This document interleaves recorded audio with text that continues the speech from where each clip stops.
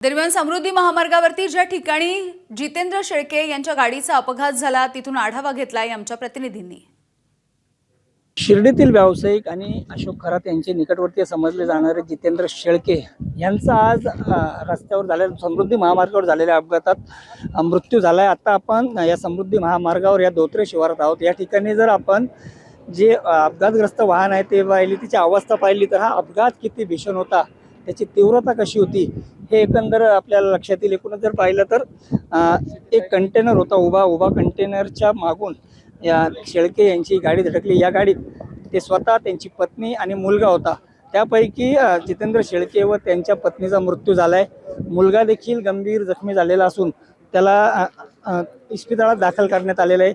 आणि ह्या वाहनाबरोबरच जर इकडे जर आपण पाहिलं तर हा जो कंटेनर आहे तो या ठिकाणी उभा आहे। आपण पाहू शकतो की गाडी किती अशी आतमध्ये गेली होती। ही जे चारचाकी वाहन आहे हे कम्प्लिटली या कंटेनरच्या खाली गेलेलं होतं।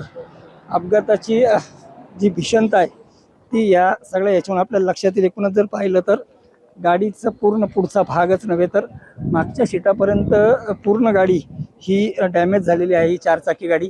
आणि या सगळ्या जर पाहिलं तर त्या वाहनाचा जो पुढचा भाग आहे, ज्याला आपण बोनेट वगैरे म्हणतो, ते देखील या कंटेनरला चिटकलेलं आहे। शिर्डी पोलीस या ठिकाणी दाखल झालेले आहेत, ते देखील या सगळ्या अपघाताची माहिती घेतात। आणि एकूणच जर पाहिलं तर जितेंद्र शेळके हे शिवनिका संस्थांचे उपाध्यक्ष देखील राहिलेले आहेत। आणि त्याचबरोबर त्यांचं जे लॉन्स आहे शिर्डीतील, त्या लॉन्समध्ये देखील अशोक खरात यांचे ते भागीदार असल्याचं समोर आलं होतं।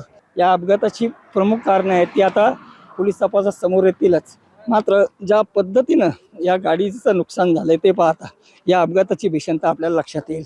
त्यामुळे या अपघातात जितेंद्र शेळकेंसह त्यांच्या पत्नीचा मृत्यू झालाय। मुलगा आता मृत्यूशी झुंज देतोय। नितीन ओझा, एबीपी माझा, समृद्धी महामार्ग, शिर्डी।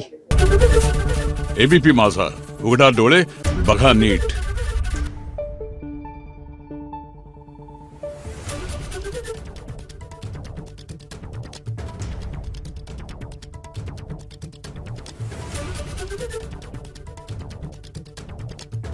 Thank you.